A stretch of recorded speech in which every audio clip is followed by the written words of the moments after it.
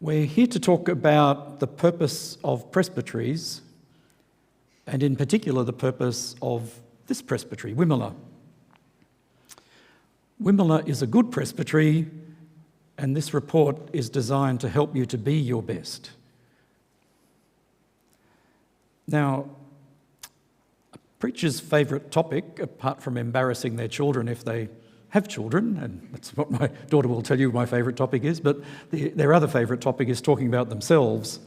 So I thought I might tell you a little bit about myself. My current role, I'm Presbytery Relations Minister in the Synod of New South Wales and the ACT, and you would get full marks, Diane, where I'm from, for saying Synod of New South Wales and the ACT.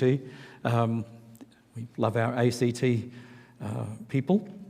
And in this role as Presbytery Relations Minister, have recently led a multi-year process over about 3 years, including in 2024, a year of discernment, where we had a whole series of summits where we got 40 people at least together over 7 summits for our presbyteries to discern their way forward. So that process hasn't been like a synod working group coming up with a plan of how the world ought to be and then consulting, which basically is trying to convince people of a thing, but to genuinely collaborate and co-create. And so this is what resulted in our presbytery leaders bringing the proposal to Synod to dissolve our 12 presbyteries and form 3 new ones. So that's what's been keeping me busy for the last few years. But before coming into that Synod role, I, over the years, have previously served as minister in 3 different congregations in New South Wales, and I've been chaplain at Sydney University, which also had a congregation, so that's another aspect of that. And for a while I was Director of Continuing Education in our Synod, so overseeing ministers' professional development, which also included the National Program for Intentional Interministry, Transitional Ministry, which I know a bunch of people in the room have done or are doing. So that's been a thing. And other part-time teaching roles. I've been a visiting lecturer at your Uniting College, but also at New Life College and Trinity in Brisbane, in Gold Coast, and Trinity College, but mostly at both our former lay ministry training and UTC in New South Wales. So I've taught in a whole bunch of different areas. Between all those roles and being in Synod, I was Mission Education Officer in Moreton Rivers Presbytery in Queensland, and then Presbytery Ministry Leader in Parramatta and Nepean. So I've spent 2 significant placement times in Moreton Rivers in Queensland and Parramatta and Nepean in Sydney, so Western Sydney. And some of my presbytery and congregation colleagues, when they learnt I was going to be joining the Synod leadership team, described me as a poacher turned gamekeeper. But here I am. So enough about me. Let's talk about presbyteries in the Uniting Church in general, and especially South Australia. So since the formation of the Uniting Church, coming up to 49 years ago, the demands on presbyteries have become higher, demands on presbyteries and congregations around compliance in all sorts of ways, and the resources have become lower, human resources and other material resources often, but particularly human resources. So higher demands, lower resources. And the Uniting Church has about a quarter of the members that we did at the time of union. And in rural presbyteries, they've typically dropped often 90% in the number of placements, like our 3 west of the Divide presbyteries in New South Wales have gone from about 40 placements to about 4 since union. And I think, of course, in the rural areas of Possa and Wimmera, that's been a similar experience of that dramatic decline in ministry placements. But our number of congregations has not declined at anywhere near the rate of our number of members and number of ministers. We still maintain more than half of the congregations we had at the time of union. In fact, this is a little factoid, the Uniting Church, well, we're not by any means the biggest denomination in Australia.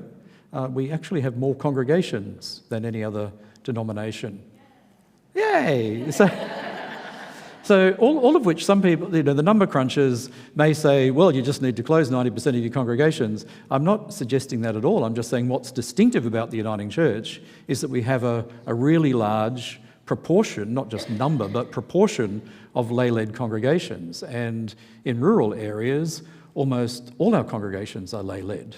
I've just moved to Sydney, but I was living in Macquarie-Darling Presbytery, so central west of New South Wales to the South Australian border.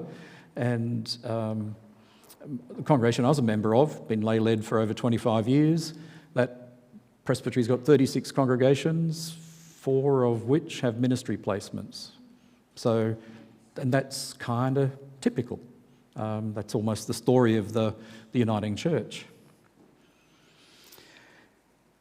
So what we have is very much the same structures as at Union, and this isn't a speech related to Act 2, but I'm just very conscious that's on foot at the same time. But more internally in presbyteries, we maintain pastoral relations committees, standing committees. We try to have that, well, we're required to have all those same committee structures. So we've got to maintain the same number of structures, it seems. And we have more lay-led congregations, but with less capacity from presbytery to oversee those lay-led congregations. So we have same structures, but more need for oversight. Now, in South Australia, I mean, that's the story of the Uniting Church. And I'm seeing enough nods to go, well, what I'm talking about, New South Wales ACT as an example, is everyone's story. Now, in South Australia, you went from 7 presbyteries. That's the moment I go, 7. That's right, isn't it? 7? If you remember, yes, that's right. 7 to 1 and now to 3. Tempting to say 3 seems to be the right number. That's what we're doing in New South Wales ACT. 7 to 1 to 3, which I knew about before from the work I've been doing in New South Wales. What I didn't know until working with POSA and Wimmera is, of course, there was trying to find a nicer word than conflation, but the synod and presbytery roles also became very intertwined. So it wasn't just 7 presbyteries, 1 presbytery, 3 presbyteries, but it was 1 presbytery synod. So part of the story of the formation of the 3 new presbyteries is also that disentangling. And what I hadn't realised until doing this work was how much that disentangling was a question. And I'm seeing nods, so thank you for nodding. I mean, don't have to keep nodding, but it does help. Thank you. So 3 presbyteries seems about right. Nothing that I'm recommending. In fact, the exact opposite. Do not change that. Like, just don't, all right? Just don't. That seems about right. However, there are underlying that questions of what is adequate resourcing, what's the appropriate referral of powers between presbyteries and synod, and that sits particularly around questions around property and finance and presbytery's role in oversight of congregations and mission. I mean, every congregation should be at mission. I'm not dividing those things totally, but in terms of the functions of a presbytery, there's a whole bunch of oversight things, but there's also a whole bunch of how do we empower our congregations to be at mission. And the oversight stuff's very much in the regulations. The mission is implied by talking about congregations' witness, but how we encourage congregations is less defined and therefore the easier thing to drop. So how do we resource presbyteries adequately for mission and oversight? So this review with Wimmera is one of a pair. I've already mentioned POSA, but I, over the first half of this year, have worked with POSA and Wimmera, similar but not exactly the same methods with the 2 presbyteries, but also thinking about the 2 presbyteries, the 2 geographic presbyteries within a whole system of saying, okay, these are 2 of 3 presbyteries, and of course all 3 presbyteries are within a synod. So how does that system work? It's not just like, how's this one presbytery going? But there's inevitably some questions around, well, the system. And in the recommendations that we'll get to, there is a blend of things that are technical. Some things arise from looking at documents and saying, okay, there are some technical things to fix around PDs, improve, and also some big questions around purpose. So today, what I want to share is very much thinking about what are the big picture questions around purpose, and you can kind of work through the technical ones. So the method had about 13 one-to-one conversations with individuals in Wimmera, but also some conversations, when talking to POSA, inevitably there were questions about Wimmera and vice versa, conversations, and also met with people from Generate and Synod roles to get a sense of how they see the system, while not being a review of the Synod or of Generate. But, it's like family stuff. Yes, we are individuals, but we're part of a family. So those conversations. Had a meeting with the standing committee, several meetings, smaller, more informal groups with leadership in the presbytery, but also received your feedback from your March presbytery meeting, where you talked about your sense of responding to some questions around strengths and challenges, and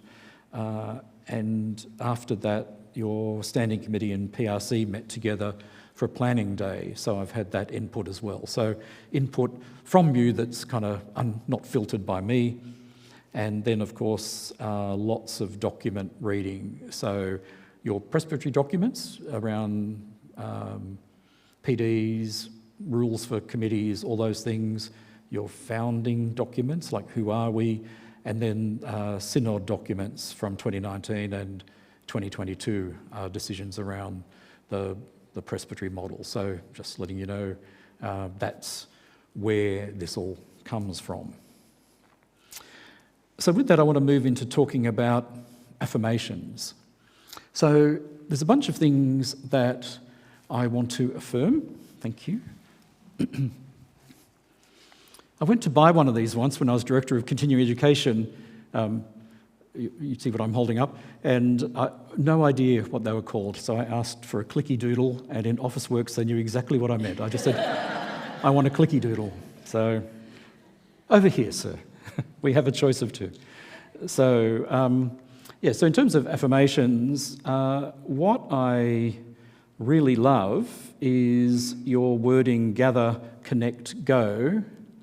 And that's, it's not just about, okay, I like the words on the page, but in many ways people's responses, even if they weren't responding specifically to those words, were around that, the gather, connect, go.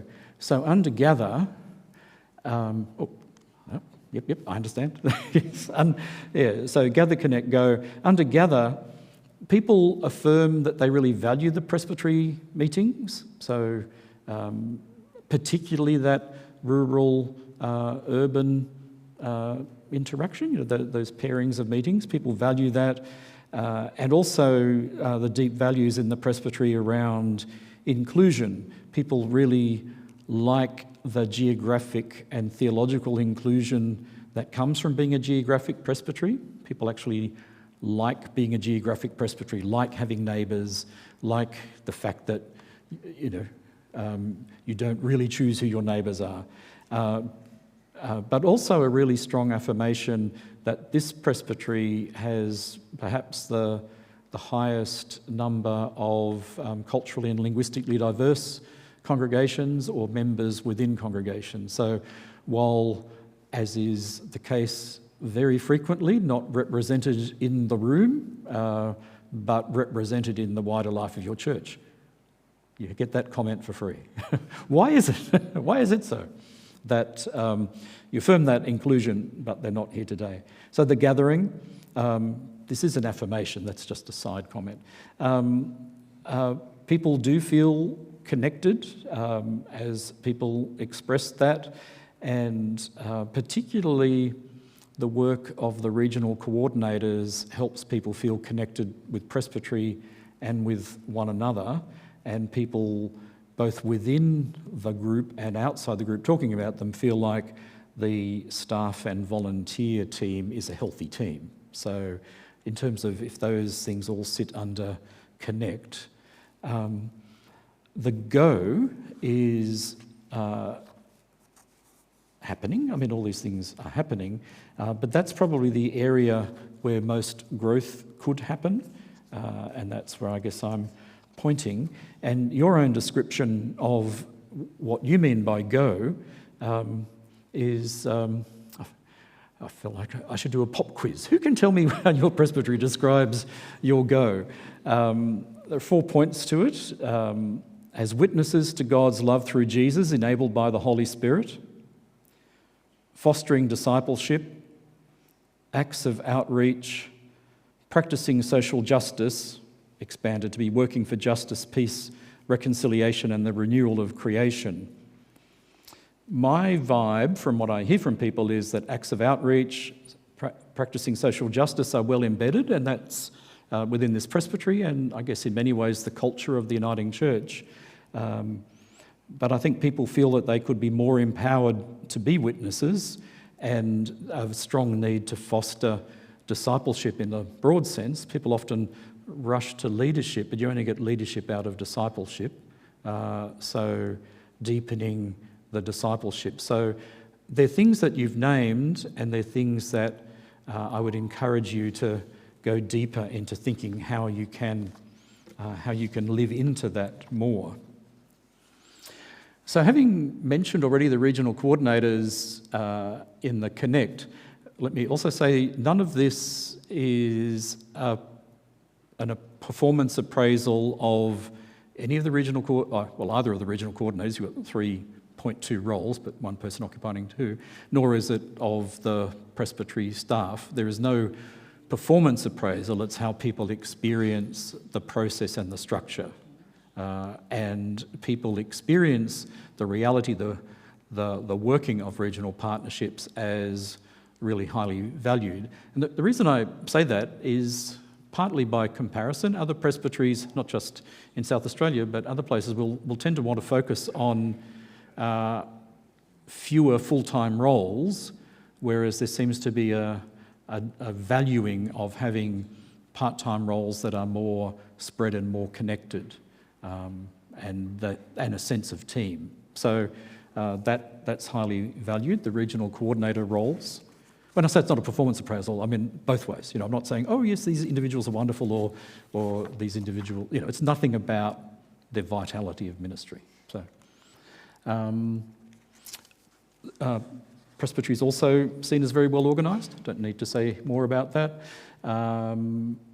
And people also affirmed what is a growing area around the fresh expressions and missional initiatives that the presbytery is taking, and in particular the recent workshop that was fostered by the Synod's mission resourcing, mission resourcing team. I don't think that's the exact wording, and where some New South Wales ACT people came and helped with that. I'm not just saying it because they're my colleagues, but that was highly valued by the participants, and the fact that there was also seed funding that went with it, and coaching and support. Because just going to a workshop, you leave it with wonderful ideas, but you need the support.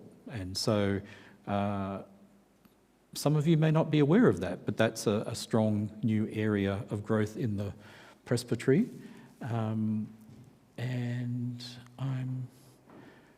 Yes, these are just slightly different order from what I was saying. So staff is affirmed. And another area that's a growing area is young adult ministry in the presbytery. And again, not just here, but pretty much everywhere, not represented on a Saturday morning in a presbytery meeting. But it's a little bit like congregational life. One congregation I was a minister at, the people would often say, there are no young people. And I'd say, you don't come to the evening service. that makes sense. Yeah, so they're among you, they're not here today. I'm sorry, yes. And thank you. I'm not just saying this to save myself from making an exclusive comment when I'm trying to talk about inclusion, but yeah. Yes. What's the saying? One swallow doesn't make a spring. You know, it's yes, something like that. It is wonderful that you're here and advocating. So that's a whole area that is growing, and like all things that are growing, the freshest, newest things are always the most vulnerable. They're the shoots. The trunk is usually fine, but it's the shoots, which are where the new life is coming, which are the most beautiful things, but also the most fragile. So the challenges, in some ways, some of them mirror the affirmations in a weird way, that while the regional coordinator roles are highly valued, no one says that that's enough. And so one of my recommendations is that each of those roles, again, it's not about the individuals, but each, nor what suits them or not. I mean, this is a person-neutral comment. Those roles, I believe, should move each of them from point 2 to point 5. And so there's a resourcing role for how the presbytery can exercise what I'm putting in the category of oversight responsibilities. So that's a key comment. And the youth and young adult ministry, also a strength, but something that's highly vulnerable. And so there are questions about, should the presbytery be seeking to staff resourcing in that role? And also that's an area where it's good to have had the conversation with both POSA and Wimmera, and Amelia across both of those presbyteries. You've outed yourself as the so yeah. So there is a whole area there where it's almost like proof of concept that this is a goer, that you need to find a way to better resource, which may involve also saying, well, even though the footprint of POSA and Wimmera is the whole state, but it's not a synod role, it's a joint presbytery role about the responsibilities of presbytery. So that might be a role to think about.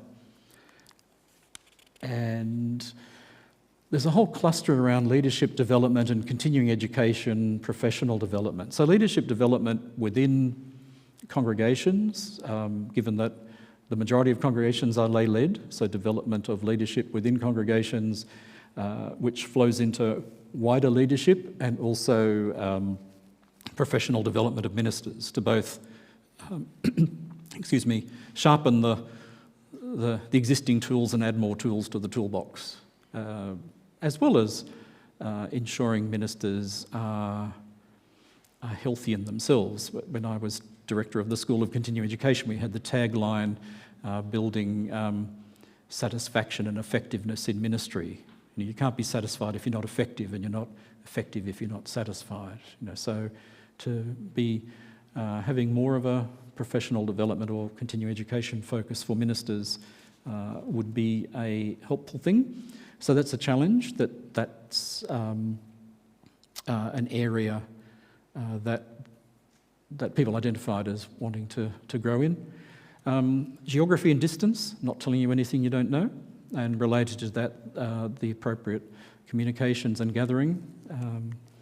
And a thing that is hard to put into words, but a sense of lack of agency about financial resources. And in some ways, whether this is a too flat a statement, but the thing that people often say is, when we sell properties, the money goes to synod and we then have to apply. I'm seeing nods. I'm not trying to be like an agitator, to start a revolt against synod. I do enough of that in my own synod. But I don't mean to make mutinous presbyteries, but to say there does need to be more agency around that. And And I guess, and this is where the New South Wales ACT experience is so completely different. And I'm not saying, oh, just do like us and then you'll be fine. But in New South Wales ACT, when congregations close and their buildings are sold, all those assets go to the presbytery. Like our synod actually has no assets. Let me tell you, we're broke, the synods. Because people say, oh, you got all this money to pay all this synod stuff, presbytery stuff. And so, no, presbyteries pay presbytery stuff. And what we're doing as part of our 3P thing is pooling all the presbytery money and creating a presbytery resource fund. So our history in New South Wales ACT has been completely the other way. All the sales proceeds of congregations as they close go to presbyteries, whereas here they all go to synod. And the balance needs to be somewhere in between, or at least more greater agency. So people really affirm that it's wonderful that synod, in the form of the 3 presbyteries, has taken away burdens around compliance and finance and a whole bunch of stuff that presbyteries don't have to do, but along with that is a loss of sense of agency. So how to have a greater sense of agency while having the burden relieved. Does that make sense? It's hard to put into words, but I hope what I'm saying is reflecting back what you're saying. So, in conclusion, in the report from 2019, that's right. That's right. In the report from 2019, establishing the 3 presbyteries, it said that for Wimmera and Possa, they had a similar level of numbers of congregations, ministers and everything, and the critical things were their financial sustainability, their missional sustainability, and effective substructures within Wimmera. So they were things that were seen as the success factors in 2019. And I think that that's kind of okay. But where the growth areas are in the go part of Wimmera's mission, to have increased oversight of congregations and minister through expanding the regional coordinator roles, increased financial resources to support fresh missions, and increasing equipping of leaders, ministers and members for ministry and mission. And in some ways, while the recommendations are detailed, they are pretty much all flow out of that. So around staffing, it's really about the regional coordinator roles. That's the transformational question. Recommendations 2 to 5 in section A are very much technical. Around committees, more at the technical level, but including in the rules of presbytery committees, being explicit about the purpose. The current rules reflect the regulation purpose, but not the presbytery purpose. Does that make sense? Like you've got a purpose statement, but that's not reflected in the committee work. So that's kind of technical, but it helps to make those committees be more transformational in their work in the life of presbytery. Then there's a fair bit of detail around events, equipping, developing in section C. The point of that is a whole lot of different pieces that are about how to support people to go. You know, you've gathered, you've connected, how do you support people to go? And enhancing connections. There is scope, even though there are other regions, there is scope to develop more networks within the presbytery, particularly people who are involved in similar things, like if it's mission in new housing areas, you know, to have networks of practitioners in those areas. There's a lot of scope for collaboration with other presbyteries, in particular with Possa, and around the 2 key areas of leadership development and young adult ministry. They're the 2 key areas, but lots of technical things that committees can do. And with Synod, there really is unfinished business, not just from 2019, the founding of the presbyteries, but the 2022 review, which said, yep, the 3 presbyteries, we affirm that's the right structure, but there was a recommendation that the funding relationships be reviewed, and that hasn't happened. Although I think by me saying that hasn't happened, it might be prompting people, because Synod is not them. I've been talking about them as though they are, but every Synod member is a member of a presbytery, and there is that sense of not using, theming them, but to say, well, let's get together and do that review of how to balance that up and to give greater agency. So I don't have a grand concluding statement, having just gone through the recommendations in terms of their high order, but it is to say, you gather well, you connect well, you can go better. You're going, how do you go better, further, higher? So bless you. Thank you.